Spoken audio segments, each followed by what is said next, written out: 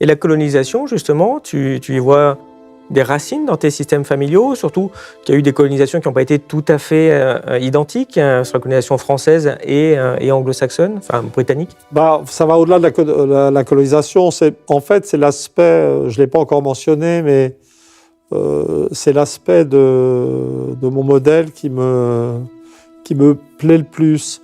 C'est que c'est la dimension égalitaire ou non du système familial qui permet de comprendre le rapport de tel ou tel peuple aux peuples étrangers. C'est-à-dire, c'est comme une séquence très très simple. Vous êtes dans un système familial, bon, les frères sont égaux, les hommes sont égaux, les peuples sont égaux, et vous avez l'idée d'homme universel. Ça marche très bien pour la Révolution française. Hein. Et en Allemagne, vous allez voir, on va voir, je l'ai évoqué tout à l'heure, les frères sont inégaux, les hommes sont inégaux, les peuples sont inégaux, et vous avez l'explication de l'ethnocentrisme allemand, et dans la phase de crise religieuse et économique mélangée, le délire nazi en fait. Donc, voilà. Et puis, dans le cas des Anglais, c'est presque encore plus joli, c'est les frères sont différents, les hommes sont différents, les peuples sont différents, et vous avez le relativisme culturel anglais. Alors, si j'en viens à ta question maintenant sur les styles de colonisation, ça marche pas mal en fait, parce que c'est un lieu commun d'opposer les décolonisations. On ne voit jamais aussi bien un processus de colonisation que dans la décolonisation. Donc les Anglais, en fait, ils sont retirés, il faut le dire avec une certaine élégance, du plus grand empire qui ait jamais existé, avec réalisme aussi. Mais si vous avez un système mental qui vous dit les hommes sont différents, les peuples sont différents, vous ne pouvez pas entretenir le fantasme d'une unification culturelle qui permettrait le maintien de l'Empire. Donc vous vous retirez. J'allais dire avec grâce, mais il ne faut quand même pas exagérer.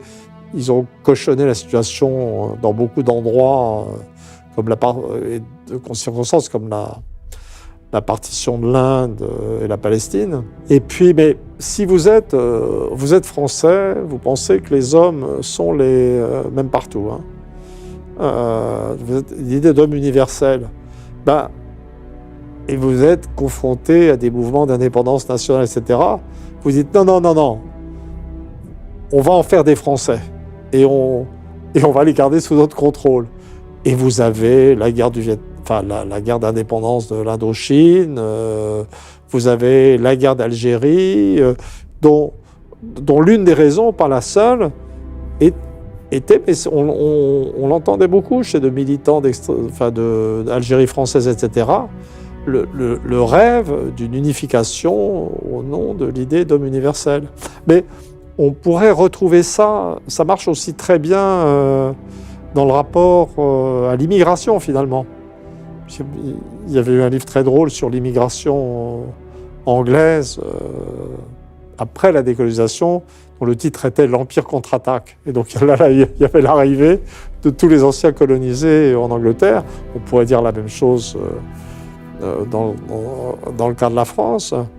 Et donc les Anglais voient arriver des gens de toutes les couleurs, etc.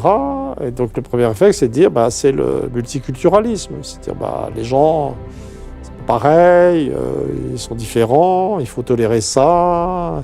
Puis vous allez avoir formation de communautés séparées. Et au début, on se croit très malin d'ailleurs. Et maintenant, évidemment, la situation anglaise est, je dirais, tout à fait catastrophique. Mais en France, vous retombez sur le même problème d'une conception a priori de l'universel, que j'approuve sur le fond, que j'approuve en tant que citoyen, mais dont je vois les effets pervers en tant qu'anthropologue. Donc, vous pensez a priori que les hommes sont les mêmes partout. Vous voyez arriver des mecs qui sont, en fait, dans leur comportement, assez différents.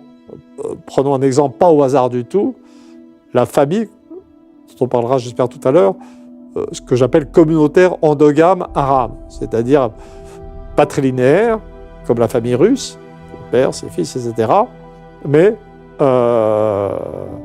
avec une préférence pour le mariage entre cousins et se combinant avec un statut très bas de la femme. C'est-à-dire des gens qui, dans leur façon d'être, sont quand même assez différents. Hein. Société d'origine familiale nucléaire, de tradition chrétienne, et gardant des restes du culte de la Vierge Marie.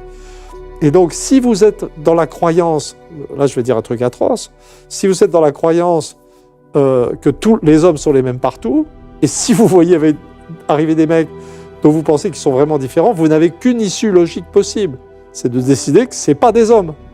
Et donc vous avez une sorte de, ce que j'appelle un racisme-universalisme, qui fait partie des choses qui ont empoisonné la culture française. Alors, il ne faut pas dramatiser. Au début, ça nous a donné, pour moi, le Front National, j'emploie le nom ancien, etc., que j'interprète beaucoup comme l'effet d'assimilationnisme, universalisme frustré, en fait, par une différence réelle. Et d'ailleurs, j'avais remarqué très tôt que les cartes du vote Front National correspondaient à la partie la plus républicaine, nucléaire, égalitaire de la France. Hein. C'était, je dirais, ça marchait assez bien. On en avait parlé dans une précédente vidéo, on avait mis justement les cartes, on vous renvoie dessus. Voilà, alors cela dit, dans la durée, et la durée c'est maintenant, et contrairement à ce que pensent les gens actuellement dans le contexte actuel d'hystérisation de la problématique de l'immigration, la réalité c'est que les taux de mariage mixte en France ont été très élevés, les communautés sont déjà fusionnées, et ce qui aboutira au bout du bout, c'est que l'universalisme français aura mieux fonctionné que le multiculturalisme anglais, parce que la société française, au-delà de tous les discours politiques, des Retailleau et compagnie, garde son unité, et ça va apparaître de plus en plus, alors que la société anglaise, elle, se fragmente vraiment et aboutit à une non-intégration tout à fait remarquable.